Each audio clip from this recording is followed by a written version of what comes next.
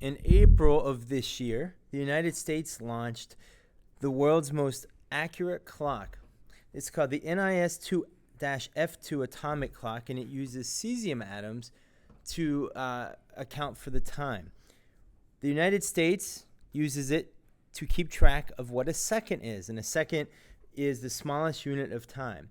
The clock is so accurate that it can keep time for 300 million years without gaining or losing a second. So talk about a watch that keeps on ticking. This is the world's most accurate clock. Why is it important in science that we have standards? Well, the standards we're going to use in physics are three. There are three of them.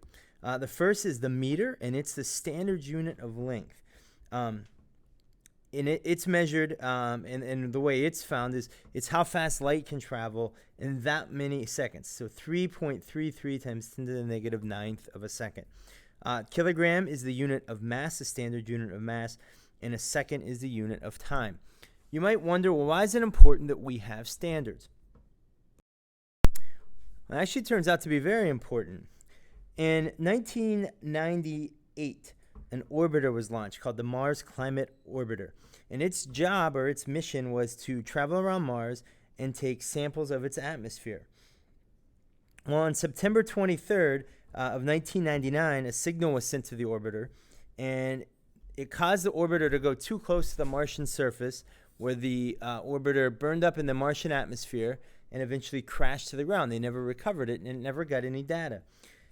Well, after the accident, NASA did some research, and they found out the reason the mistake was made. So it turned out that the British team had actually used the unit of force called the pound, which is what we use, whereas the scientific team at NASA assumed that they would use the standard unit of force, which is the Newton. And because they use different units, the spaceship, the signal they sent to the spaceship was incorrect, and it crashed. So there is precedent for having you're using standard units. So in physics this year, we are always going to make sure we're using the standard units of length, time, and mass.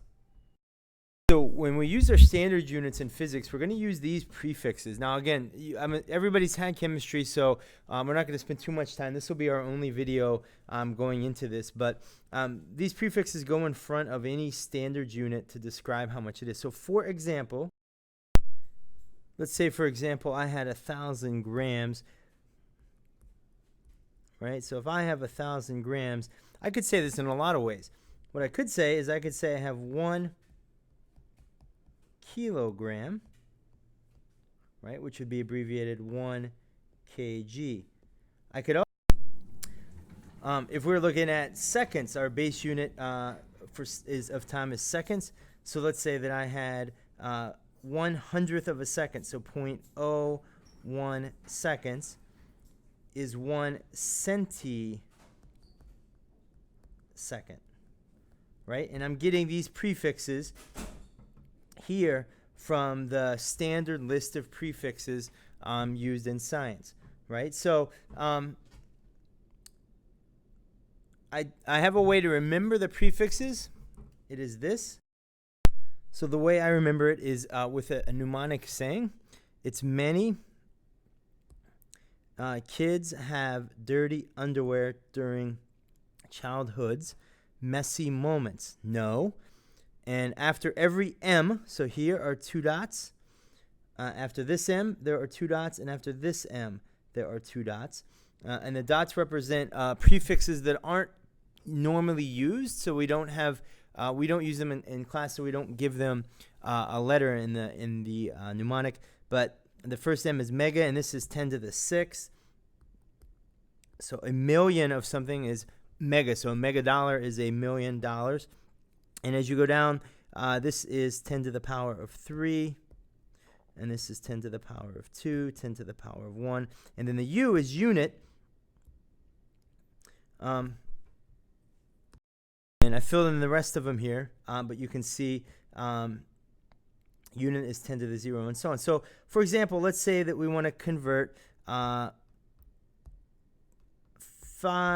kilograms to milligrams. Okay, so this is a common conversion to go from one prefix to the other. So all you're going to do dimensional analysis, you start with your known. So that's going to be, so our known is going to be 5 kilograms. And what we want to put here is a conversion factor that relates kilograms to milligrams. So since I want to get rid of my units of kilograms, I'm going to divide by kilograms, which means it goes in the denominator. So this is going to be a unit of kilogram. This is going to be the unit of milligram. And now I can look up here and see what's the relationship between kilograms and milligrams. Well, I see kilogram is 10 to the third. And I see milligram, or milli, is 10 to the negative third. So how many powers of 10 are they apart? Well, you can see that they're apart 6 powers of 10, or 10 to the sixth. So what I can do here is I can say 1 kilogram is 10 to the sixth milligrams. And then now I can multiply the 5 kilograms times 10 to the sixth.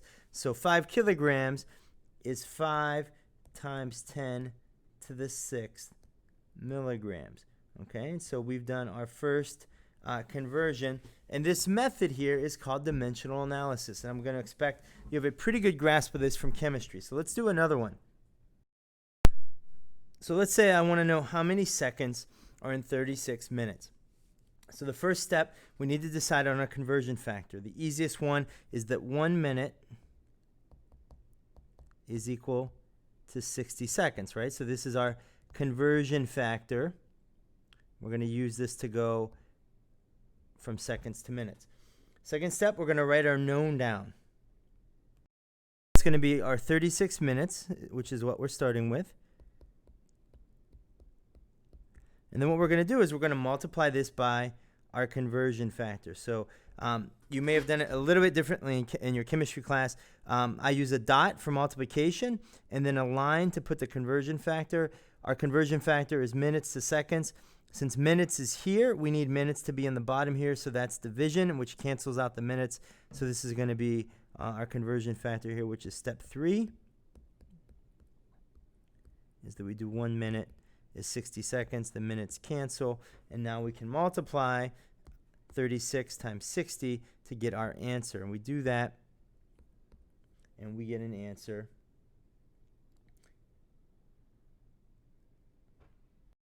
(2,160 seconds as our answer. So then, of course, if I were putting that in scientific notation, that's going to be 2.16. So 2.16 times 10 to the third. Give you a chance to think on this one. If you are traveling 50 miles per hour, how many feet per second are you traveling? Okay, the first thing you can realize is that your speed can be written like this. 50 miles per hour is 50 miles per 1 hour. So now we have our known, and we need to convert it to feet per second. So we need to convert both the miles and the hours. So I'm going to do that, and you can see this, and then you can practice. Okay, so when it's all said and done, the setup ends up like this. We have 50 miles per 1 hour. So we can convert the miles first to feet using this conversion factor. And then now I want to convert the hours to seconds. So I have to use 2 conversion factors here. And now, since the hour starts off in the denominator, in the bottom of the fraction, to cancel it out, I need it to be in the top of the fraction here. Now, remember, math is commutative, so it doesn't matter what order I do these, and I can multiply straight through to get my answer.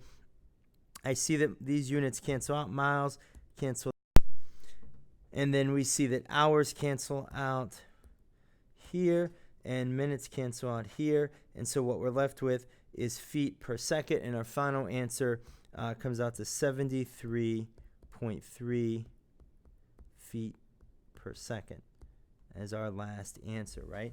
If I want to write this in scientific notation, this is going to be 7.33 times 10 to the first feet per second. Okay, and that answer is equally valid. Finally, I'll just show the solution for this one. A little tricky one with cubic units or square units. Here's how you do it. Think about it. Here's the solution. See if you can figure out how I did it. If you have any questions about this one, ask me in class. And always remember, physics is fun.